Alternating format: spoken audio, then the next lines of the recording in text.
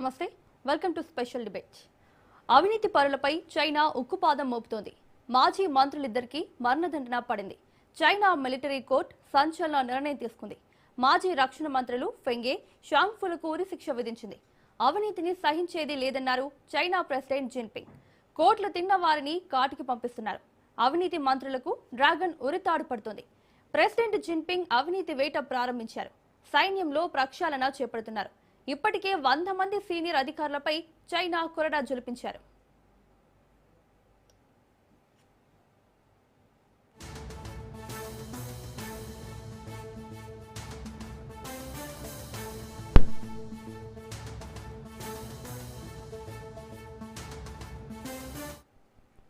అవినీతి ఆరోపణలను ఎదుర్కొంటున్న ఇద్దరు మాజీ రక్షణ మంత్రులకు చైనా మిలిటరీ కోర్టు మరణశిక్ష విధించింది. ఫెంగే, లీ షాంగ్ఫులకు 2 ఏళ్ల తర్వాత అమలు కానుందని చైనా అధికార వార్తా సంస్థ జిన్హుమా వెల్లడించింది. అయితే వారి ప్రవర్తనను బట్టి మరణశిక్షను యావజ్జీవంగా మార్చే అవకాశాలున్నాయి. 2018-23 సంవత్సరాల్లో ఫెంగే రక్షణ మంత్రిగా ఉన్నారు. ఫెంగేపై లంచాలు తీసుకున్న ఆరోపణలు, షాంగ్ఫుపై లంచాలు తీసుకోవడంతో పాటు ఇచ్చినట్లు ఆరోపణలు వచ్చాయి. 2024లో వీరిద్దరిని చైనా అధ్యక్షుడు జిన్పింగ్ పదవి నుంచి కమ్యూనిస్టు పార్టీ నుంచి తొలగించారు.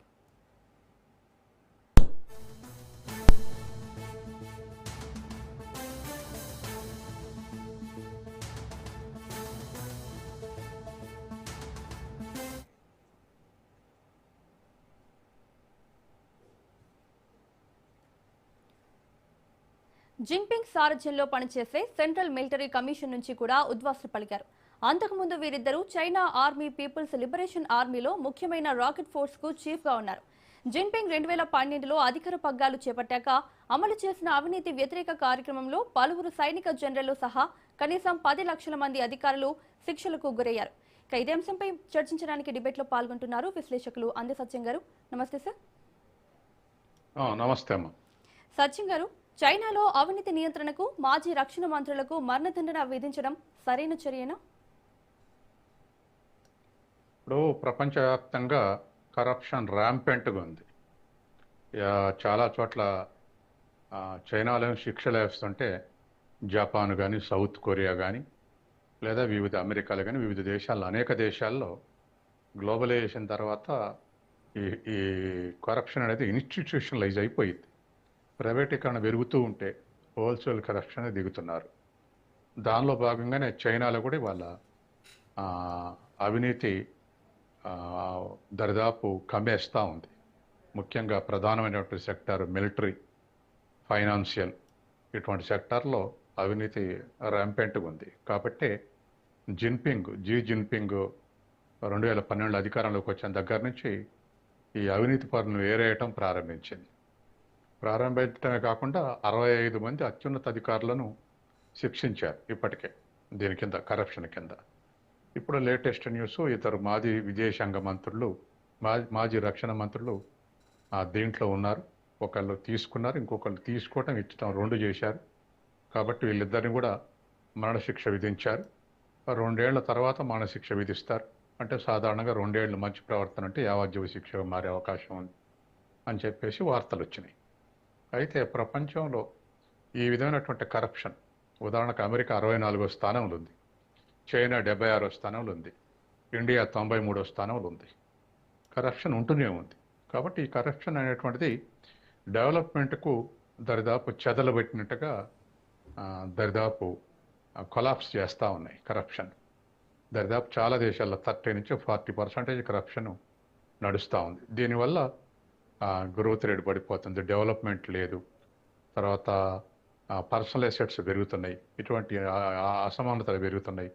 ఇటువంటి వాటి వల్ల ప్రతి దేశంలో ఇది తాండవిస్తుంది, విలయం.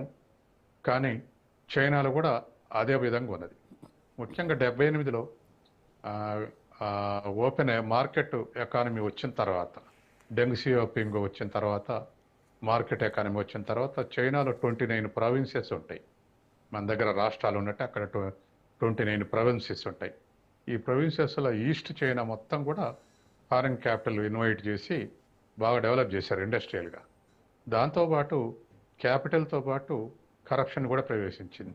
అందుకని ఇప్పుడు ఏ దేశాల కరప్షన్ చైనాలో కూడా ఆ కరప్షన్ కొనసాగుతూ ఉంది.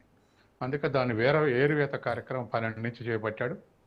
ఇప్పటికీ కొంత కంట్రోల్లోకి వస్తుందనేటువంటి వార్తలు వస్తున్నాయి. ఏదేమైనా పై నుంచి కింది వరకు కూడా దరిదాపు 25లో 29,000 మందిని దీని కింద శిక్షించారు. అట్లా దరిదాపు ఒక దశాబ్దన్నర కాలంలో 10 లక్షల మంది ఈ కరప్షన్ కింద చార్జెస్ కింద నమోదు చేశారు. అందుకని వాళ్ళ అత్యున్నత స్థాయి నుంచి కింది స్థాయి వరకు కూడా కరప్షన్లు ఇరుక్కుపోయినటువంటి వాళ్ళని శిక్షిస్తూ ఉన్నారు. కొన్ని దేశాల్లో డెమోక్రటిక్ కంట్రీస్లో ఉద్యోగం నుంచి తీసేయటం, సస్పెండ్ చేయటం ఇటువంటివి జరుగుతున్నాయి. కానీ అక్కడ మాత్రం యావజ్జీవ శిక్షలు కూడా అమలు జరుపుతున్నారు.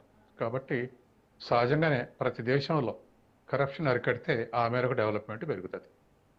ఎస్ సచిన్ గారు, అలాగే లంచం తీసుకున్న అవినీతి పరులకు కఠిన శిక్షలు విధిస్తేనే వ్యవస్థలో మార్పు వస్తుందనుకోవచ్చా? ఒకటి కఠిన శిక్షలండి, రెండోది మోటివేషన్ కూడా. ఇప్పుడు మన రాష్ట్రంలో లేదా మన దేశంలో ఏసీబీ పట్టుకుంటూనే ఉంటుంది, తెల్లారి మళ్ళీ ఇంకో ఏసీబీ ఇంకో ట్రాప్ చేస్తూనే ఉంటుంది. అంటే ఒకళ్ళని పట్టుకుంటే తెల్లారి ఇంకొకళ్ళు దొరుకుతూనే ఉన్నారు.